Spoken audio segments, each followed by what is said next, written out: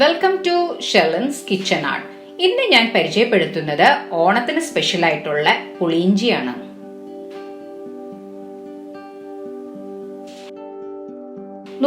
Gram ഇഞ്ചി, അതായത് 1 cup ചെറുതായി കൊത്തി അരിഞ്ഞെടുത്തിട്ടുണ്ട്. വളരെ കനം കുറച്ചാണ് അരിഞ്ഞിരിക്കുന്നത്. നെല്ലിക്ക വലുപ്പത്തിൽ പുളി എടുത്തിട്ടുണ്ട്. അതിലേക്ക് 1 കപ്പ് വെള്ളം ഒഴിച്ച് നന്നായിട്ട് കുതിർത്തി വെക്കാം. പാൻ ചൂടായിട്ടുണ്ട്, അതിലേക്ക് വെളിച്ചെണ്ണ ഒഴിക്കാം. നേരത്തെ നമ്മൾ അരിഞ്ഞു വെച്ച ഇഞ്ചി ചേർക്കാം. വളരെ കനം കുറച്ച് വേണം ഇത് അരിയാനായിട്ട്. ഇനി നമുക്ക് ലോ ടു മീഡിയം ഫ്ലെയിമിലിട്ട് ഒരു 5 മിനിറ്റ് നന്നായിട്ടൊന്ന് സോട്ട് ചെയ്യാം. ഇപ്പോൾ ഒരു 5 മിനിറ്റ് കഴിഞ്ഞു. ഇനി അതിലേക്ക് 3 പച്ചമുളകും കുറച്ച് വേപ്പിലയും ചേർത്ത് ഒരു 2 മിനിറ്റ് നന്നായിട്ട് ഒന്നും കൂടി ഒന്ന് സോട്ട് ചെയ്യാം. നമ്മളുടെ ഇഞ്ചി ഒരു ഗോൾഡൻ ബ്രൗൺ ആവുന്നത് വരെ.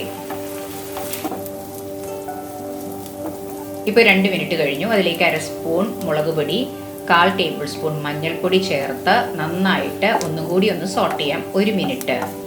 ഇപ്പം മുളക് പൊടിയുടെ പച്ചക്കുത്തൊക്കെ മാറിയിട്ടുണ്ട്. ഇനി അതിലേക്ക് നമുക്ക് 1.5 കപ്പ് പുളിവെള്ളം ഒഴിക്കാം. ഇനി അത് പുളിവെള്ളത്തിൽ കിടന്ന് വേണം നമ്മളുടെ ഇഞ്ചി ഒന്ന് വേവാൻ. കുറച്ച് ഉപ്പ് ചേർക്കാം.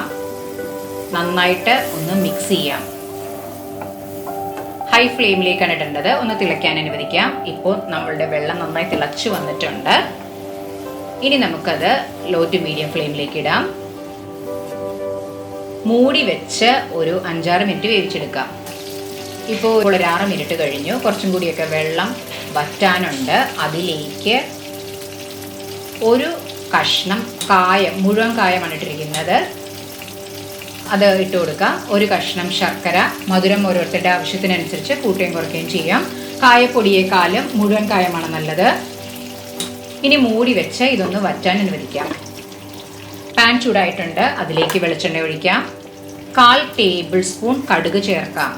കടുക് പൊട്ടി വരുമ്പോൾ 3 വറ്റൽ മുളക് ചെറുതായി മുറിച്ചത് ചേർക്കാം. കുറച്ച് വേപ്പില ചേർത്ത് നന്നായിട്ട് ഒന്ന് വഴറ്റിയെടുക്കാം. ഒരുപാടങ്ങ് കരിഞ്ഞു പോകേണ്ട ആവശ്യമില്ല. ഇപ്പോൾ നമ്മളുടെ മുളകും വേപ്പിലയൊക്കെ നന്നായി മുരിഞ്ഞു വന്നിട്ടുണ്ട്. ഇനി നമുക്ക് ഗ്യാസ് ഓഫ് ചെയ്യാം. ഇപ്പോൾ നമ്മുടെ പുളി ഇഞ്ചി ഏകദേശമൊക്കെ വറ്റി വന്നിട്ടുണ്ട്. ഒരുപാട് അങ്ങ് വറ്റി പോകേണ്ട ആവശ്യമില്ല. ഇനി അതിലേക്ക് നമ്മൾ നേരത്തെ താളിച്ചു വെച്ച ഉണക്കമുളകും വേപ്പിലയും ചേർക്കാം. നന്നായിട്ട് ഒന്ന് മിക്സ് ചെയ്യാം. നമ്മളത് ചെറിയ ക്വാണ്ടിറ്റിയിലാണ് ഉണ്ടാക്കുന്നത്. അപ്പം നന്നായി മിക്സ് ആയിട്ടുണ്ട്. ഇനി നമുക്ക് മൂടി വെച്ച് ഗ്യാസ് ഓഫ് ചെയ്യാം.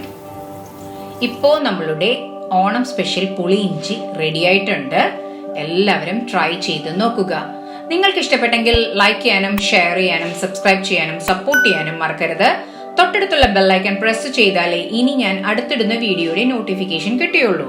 Thanks for watching my channel.